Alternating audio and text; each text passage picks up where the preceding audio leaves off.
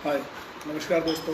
मैं करमवीर सिंह लालर एक बार फिर आप लोगों के सामने पेश हुए एक नए वीडियो के साथ।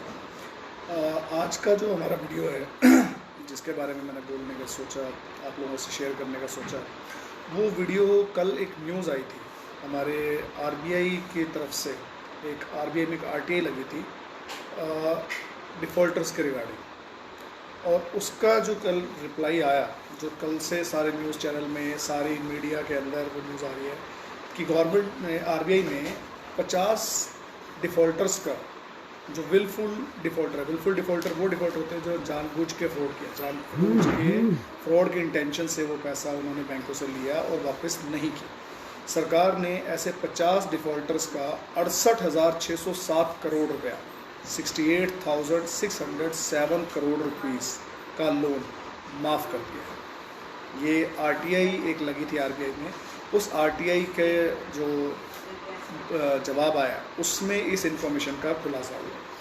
अब ये जो इन्फॉर्मेशन थी, पहले तो कि ये इन्फॉर्मेशन स्टार्ट हुई क्यों, ये कौन लोग हैं जिनका ये इतना पैसा किया गया, जहाँ एक तरफ कंट्री के अंदर इस टाइम पर इतना ज़्यादा लॉकडाउन की वजह से बुरा हाल है कि किसी को अपना फ्यूचर समझ नहीं आ रहा है, लोगों का सर्वाइवल मुश्किल हो रखा है। उस दौर में एक ऐसी न्यूज़ आना कि जहां पर विलफुल डिफ़ॉल्टर्स का 68,607 करोड़ रुपीस माफ़ कर देना, कौन सा लॉजिक है, अपनी समझ के बाहर। ये सारा पैसा बट्टा अकाउंट में,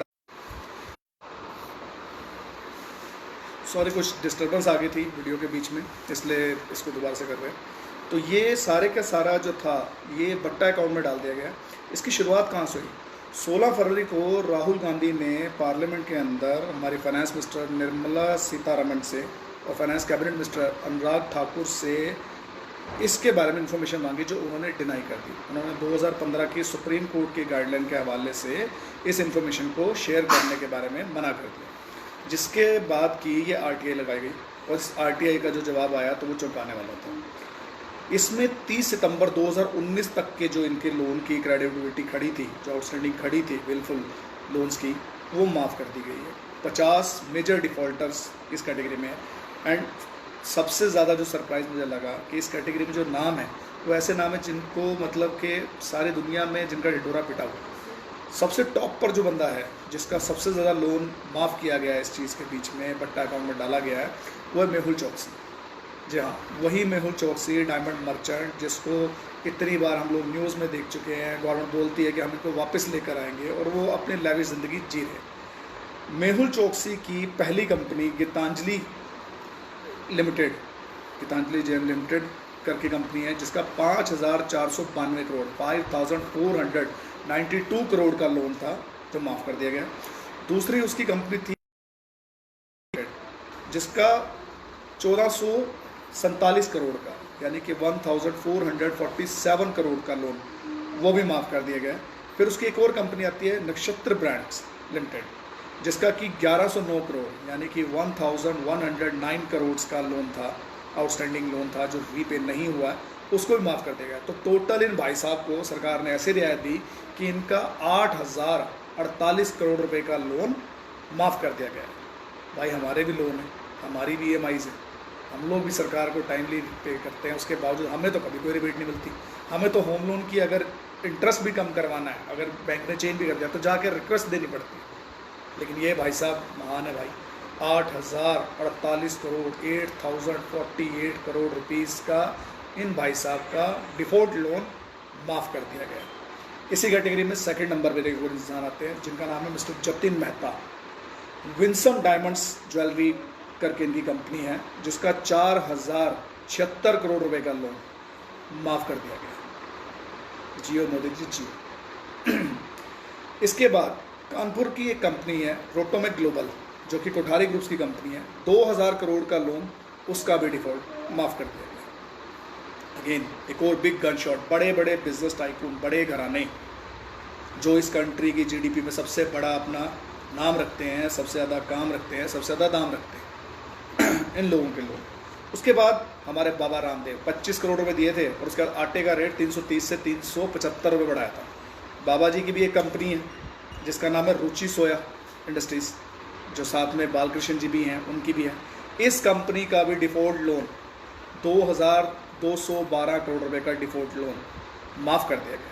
बाबा जी तो नेशनल गुरु हैं, खैर उनका तो माफ़ करना बनता ही था सरकार की तरफ से। इसी तरह एक और कंपनी है जूम डेवलपर्स, 2012 करोड़ का लोन उसका, ये भी माफ़ कर दिया गया। इसी तरीके से करते कराते कई कंपनियां आती हैं। फिर आती है forever precious jewelleries and diamond, जिसके कि ऑनर है मिस्टर हरीश आर मेहता, 1962 करोड़ 1962 करोड़ रुपए का लोन इनका भी माफ़ कर दिया। और दोस्तों अभी लिस्ट ख़त्म थोड़ी ही है। एक और बड़ा चहेता नाम हमारी पूरी कंट्री का, wine king mister Vijay Mallya, उनकी कंपनी है किंगफिशर एयरलाइंस, सबको ही पता है।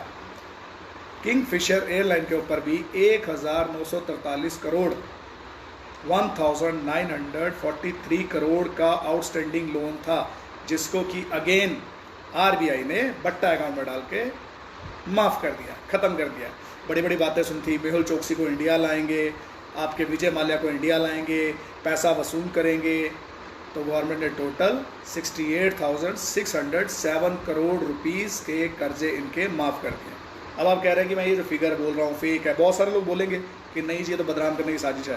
तो मेरे भाइयों moneybhaskar.com पे जाइए, ये सारी इन्फॉर्मेशन अवेलेबल है। उसके बाद और बहुत सारे लिंक्स हैं जिनमें आप जाएंगे, ये इन्फॉर्मेशन अवेलेबल है। बहुत सारे न्यूज़पेपर हैं, जिस भाई को ना मिले मुझे बता दे, मैं उसको सारे डिटेल्स सेंड कर दूँगा। गूगल के ऊपर सब कुछ अवेलेबल है।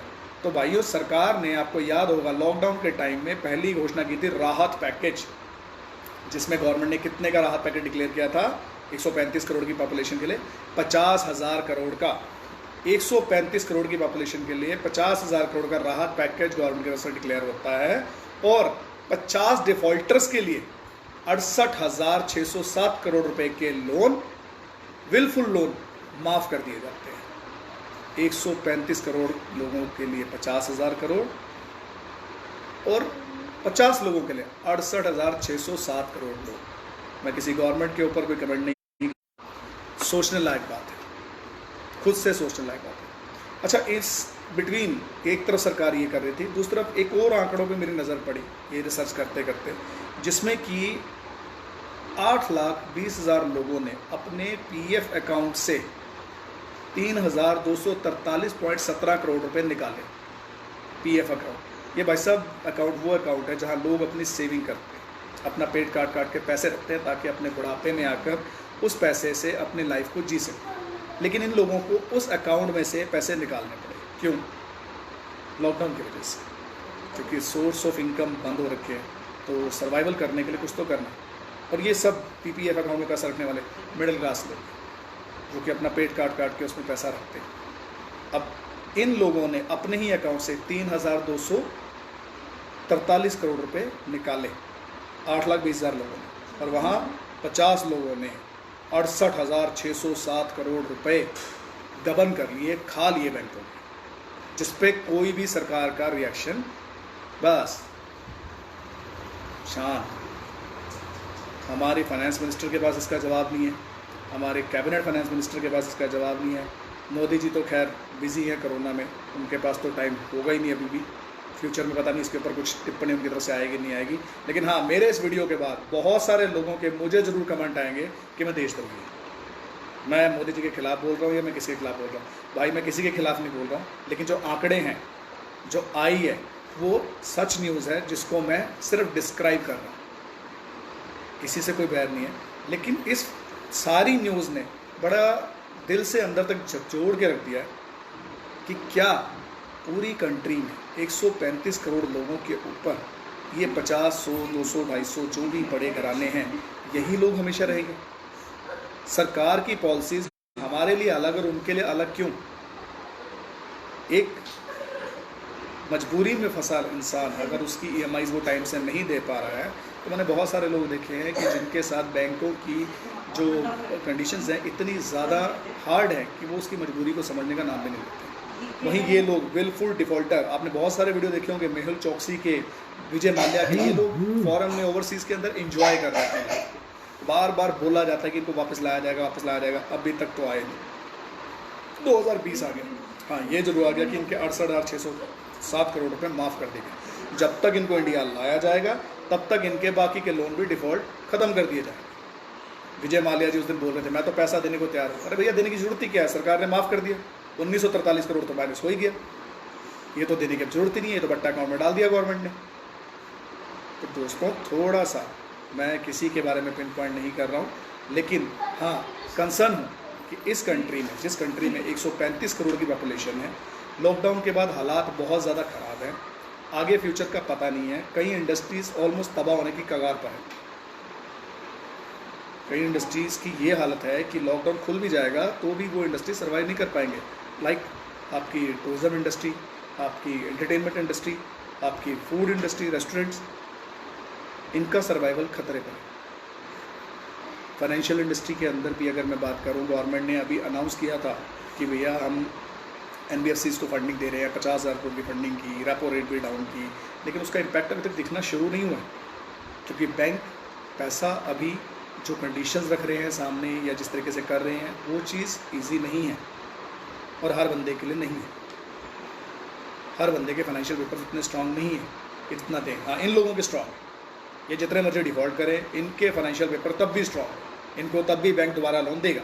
आज इनका लोन ये माफ़ किया गया है, आप अगले कुछ सालों में दोबारा से हम सुनेंगे कि ये लोग फिर दोबारा किसी बैंक का लोन लेके बैठे हैं। मैं आज की वीडियो में बस इसी के साथ ख़त्म करता हूँ। मेरी जो भी बातें मैंने बोली हैं, जो भी कमेंट्स मैंने किए हैं, जो भी मैंने फिगर्स बताई हैं, अगर इन फिगर्स को वेरीफाई करना चाहते हैं तो अगेन मैं लिंक बता रहा हूँ आपको, मनी भास्कर के ऊपर जाइए, ये सारे फिगर्स वहाँ पर अवेलेबल हैं, बाकायदा प्रिंट किए गए हैं, बाकायदा न्यूज़पेपर्स के अंदर भी आए हैं, कई मैगजीन्स के अंदर गए हैं। और जिस भाई को भी ये लिंक ना मिले वो प्लीज़ मुझे एक बार कांटेक्ट करें, मैं ये सारे लिंक्स उनको दोबारा से सेंड कर दूंगा, जिससे कि वो अपने जितने भी उनके दिमाग में डाउट्स हैं उनको दूर कर सकते हैं। तो दोस्तों आज की वीडियो इसी के साथ ख़त्म करता हूँ, दोबारा आपसे मिलूँगा फिर एक नई वीडियो के साथ। धन्यवाद, थैंक यू सो मच।